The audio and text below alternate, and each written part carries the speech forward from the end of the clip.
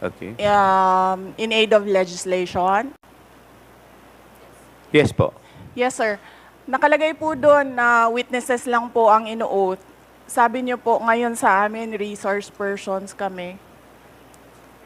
Ang ano po, considered as resource person po. Ang ano po. Kayo po. Kaya nga po. Yes po. Lahat po ino-oath po. Yes. Apo. Nakalagay po sa rules ninyo, witnesses. Nakalagay po dito ngayon sa table, resource persons. Lahat po considered as resource person and witness. Lahat po naman kayo, lahat resource person pa eh. Wala pa naman po tayong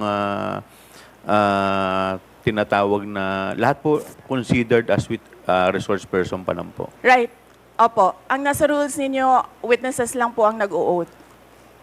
Wala po kayong rules sa resource persons.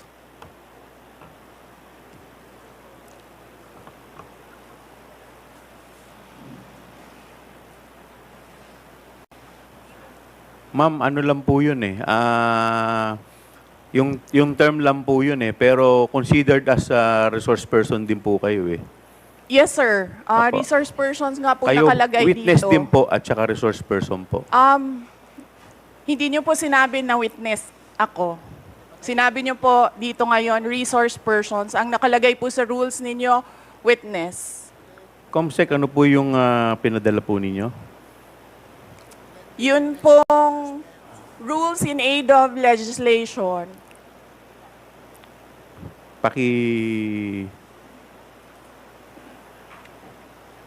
Mr. Chair, point of order. What is the point of order of the Honorable Because Congressman this issue about Macapagal? witness, resource person, etc., etc. Ma'am, ma'am, pakilakas lang po, hindi po marinig. Persons and accused has been taken up in previous legislative inquiries in aid of legislation. I want to quote a December 8, 2008 hearing in the Senate, where Senator Miriam Defensor Santiago had an opinion on a similar situation, but she quoted a Supreme Court ruling. So,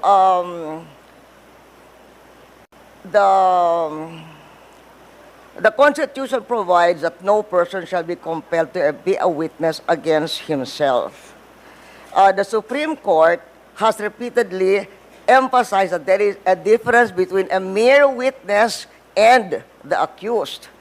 And it can appear from statements and privileged speeches that there is that a person who is the subject matter of an adverse privileged speech is not a mere witness or a mere person of interest, meaning a suspect. She is in fact accused of what seems to be a criminal case for violation of certain criminal laws, including malversation of public funds. And there is a case quoted in 2007, Standard Chartered Bank versus the Committee on Banks, where the court repeated the rule that an accused occupies a different tier of protection from an ordinary witness.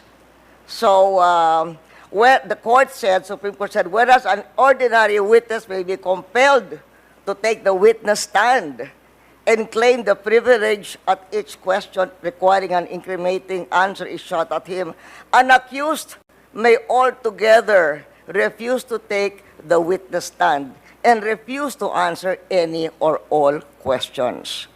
So that has been a Supreme. And then there is a portion, the court explained that the right of the accused against self-incrimination also applies to respondents in administrative investigations such as legislative inquiries in aid of legislation. So that is the point of order I am raising, and there is a Supreme Court ruling to this effect. Thank you, Mr. With that, the chair declares 1 minute suspension. Recess.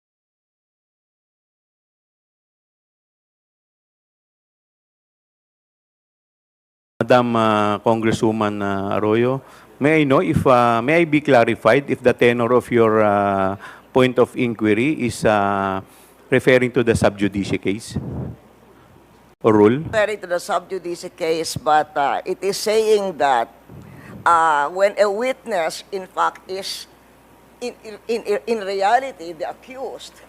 Ma'am, pakilakas po ng konti. Medyo hindi ko po... What he's saying is that if by the, by the nature, for instance, of the privileged speech, if the witness is not a mere but the person being asked is not a mere witness or a mere person of interest, he is in fact the accused of what seems to be a case including malversation of public funds. And the court repeated the rule that an accused occupies a different tier of protection from an ordinary witness. So from given what Miriam Defensor Santiago said and the Supreme Court ruling that she's quoting, we cannot we cannot just trivialize. Kasi you're just a witness. You're a witness. Pareho na rin yung witness, resource person. They are not the same. The Supreme Court says they are not the same. And somebody who appears to be the accused has a different tier of protection from a witness. And in fact, can refuse to take the witness stand. Congressman Flores, you're recognized. Mr. Chair, this is an inquiry in aid of legislation and no one is technically accused of any wrongdoing here, Mr. Chair. Mr. Chair, look at the speech. Ma'am, Look at the please, speech, Mr. Chair, ma'am, the privilege. please wait to be Mr. recognized. Chair, first. may I request a Wait. 1 I will- minute I will- recess? 1 minute. 1 minute Thank recess you. declared by the Yes. chair.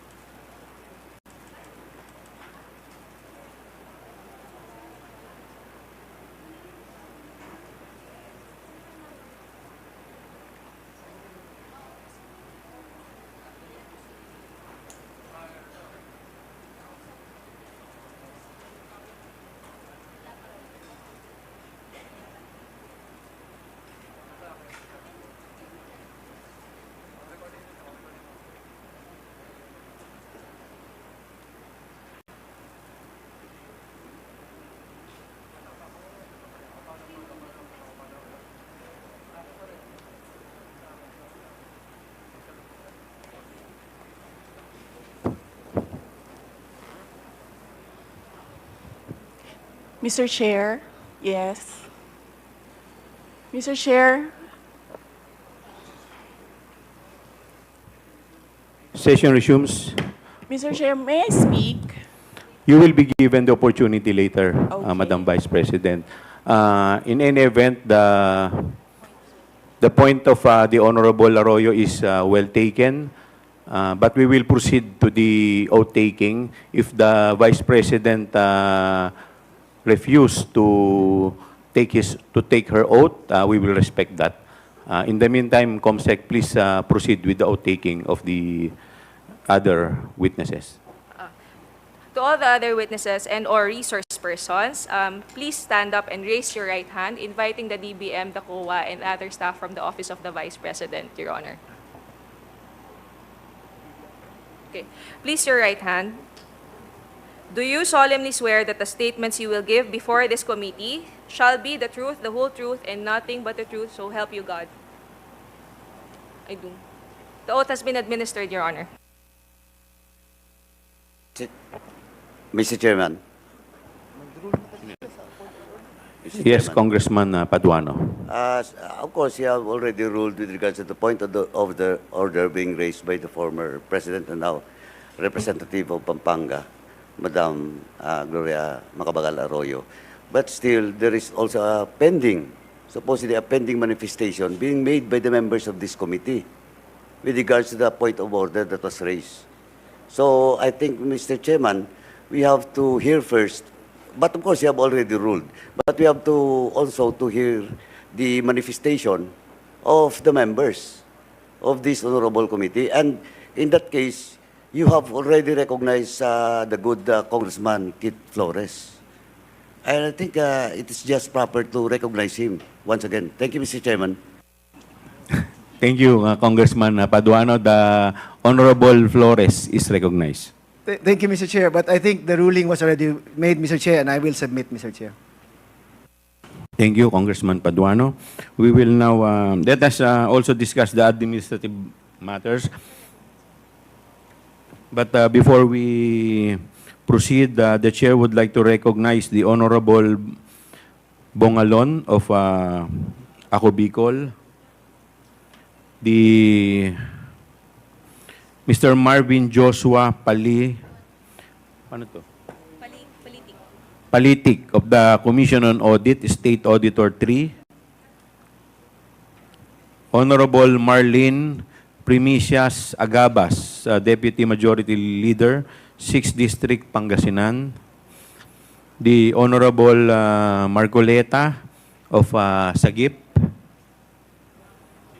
Honorable Micaela Swansing, 1st District, Nueva Ecija, the Honorable Ricardo Cruz, Lone District, Taguig Pateros, and the Honorable Filimon Espares of Co-op NATCO.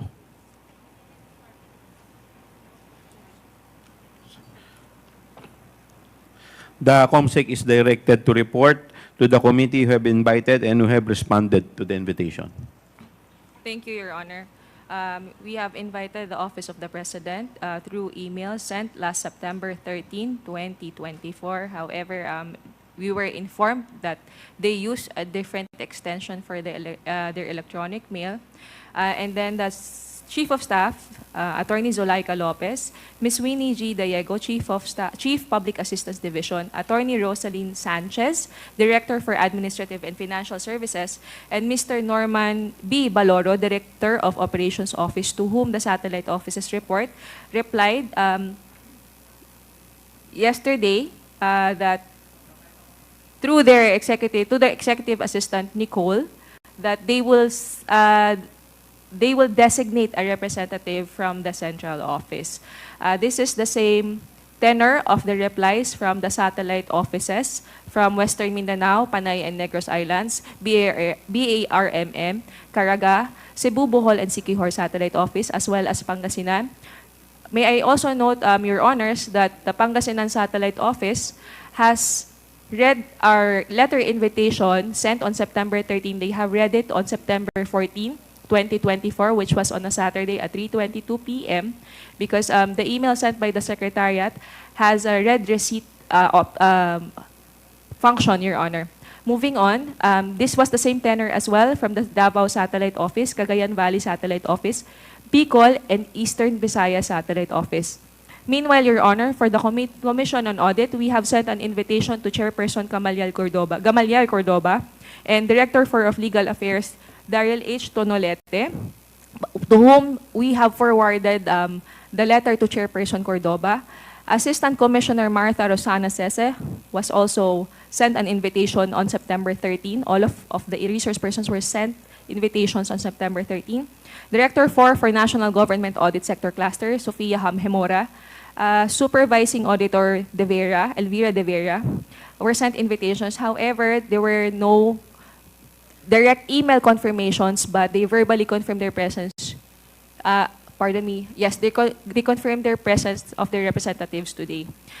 For the Department of Budget and Management, we sent invitation to Secretary Amena Pangandaman on September 13, USEC Janet Abuel, and as well USEC functional group head Rolando U. Toledo, but this was for him, it was on September 16 as manifested by the Office of the Department of Budget and Management, and some of them are here. They are here today, Your Honor.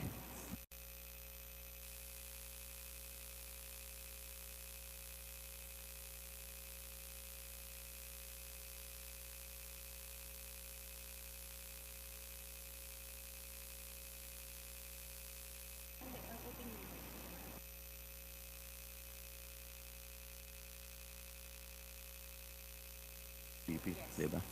We will now proceed to before we proceed to the interpellation proper, the chair will recognize the Honorable Vice President for her message. Yes, ma'am. You are recognized, ma'am.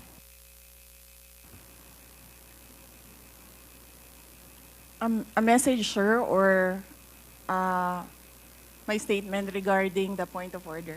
Message? Mga kababayan, ladies and gentlemen, Assalamualaikum, Warakmatullahi wa Barakatuh. Madayaw, mayong adlaw, kaninyong tanan. Magandang araw sa inyong lahat. The officials of the Office of the Vice President, as well as each and every one of our satellite office leads, were in receipt of a letter from the chairman of the Committee on Good Government and Public Accountability dated September 13, 2024, requesting our presence or that of our duly authorized representatives in today's initial deliberation with preliminary determination on privilege speech number 379. In view of the said letter, I am appearing before you today not only as the head of office, but more importantly as the duly authorized representative of all officials of the OVP. Simply because we have not done anything wrong. There is no misuse of funds. If there are audit findings, we shall gladly respond to them before the Commission on Audit. And if there are legitimate cases to be filed, then we shall gladly respond to them before the appropriate courts. In relation to this, may I just say that I take notice of the opening speeches and nasabi doon, there is a determination of misfeasance, nonfeasance, and malfeasance. And those are cases that should properly be taken in the courts of law. What we are witnessing now is no ordinary legislative inquiry. This exercise is a well-funded and coordinated political attack. This much is evident from the very words of the privileged speech that prompted this inquiry. A speech that simply meant to say, do not vote for Sara on 2028. It is clear to me that this inquiry is not about misused funds, accountability, or governance. Instead, it is solely aimed at discrediting my name and my office to prevent future political contests. I have publicly stated my reasons as to why I've chosen not to defend the OVP's budget proposal for 2025. I have narrated the issues I encountered in previous years, which can easily be confirmed by looking at the NEP, the GAB, and the GAA for fiscal years 2023 and 2024. Further, I have even shared the drama that transpired last year regarding the confidential funds.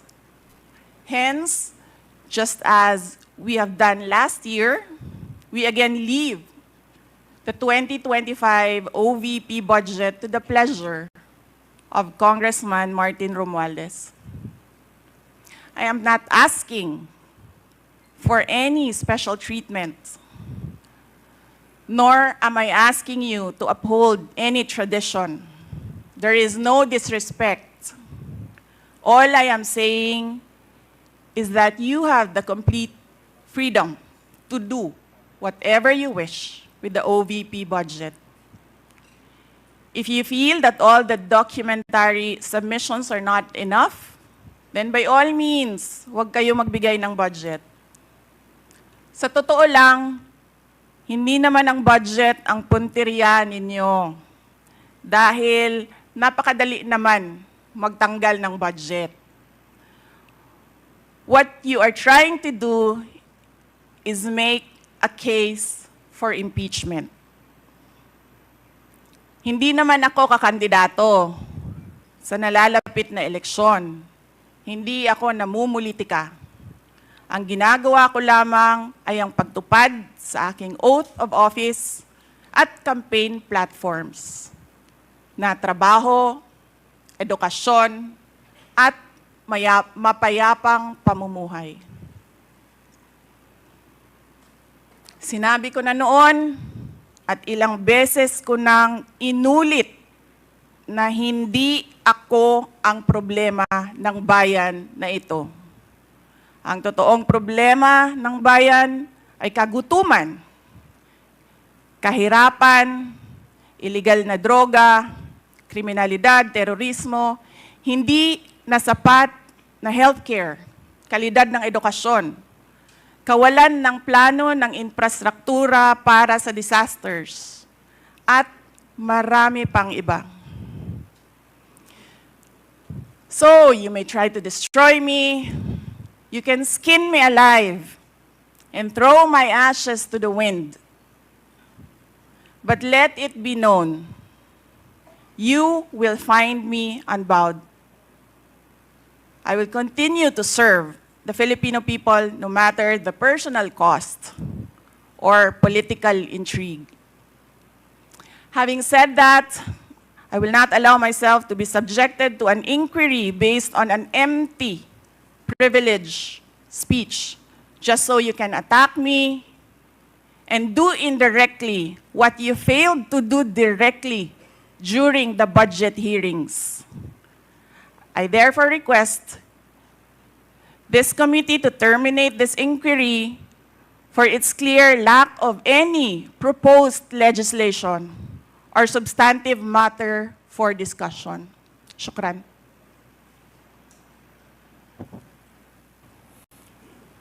The committee cannot rule on that because the committee already took cognizance of this privilege speech. Anyway, we will now proceed. Next, Chair. we will recognize the Mr. representative from COA, Mr. Chair, ay Congressman Marcoleta. may I please raise a parliamentary inquiry? What is your parliamentary inquiry? Thank you, Mr. Chair. The rules of the committee says that this committee only acquires jurisdiction on matters of nonfeasance, misfeasance, malfeasance. And under Section 2, Mr. Chair of the rules, there should be a prior determination whether or not these malfeasance, nonfeasance, and misfeasance are directly or specifically relating to the persons charged of this. Has this committee made a prior determination of this? And if so, when did it happen? And where is the order specifying that the committee has just reached a prior determination?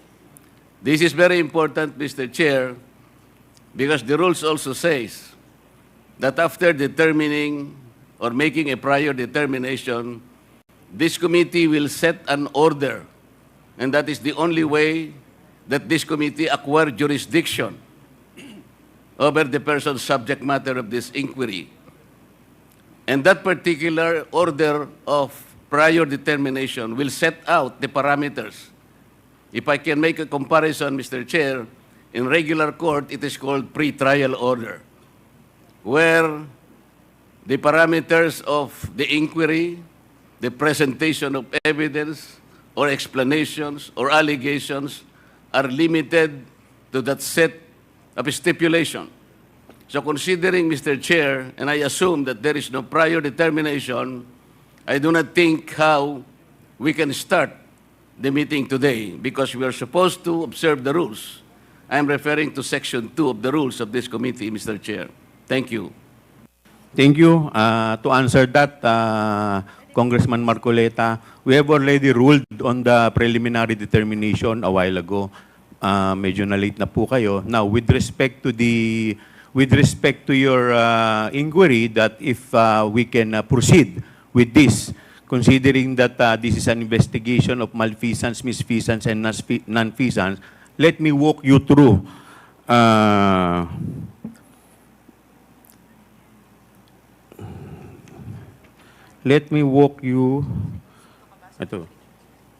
through the definition of good government and public accountability. It provides that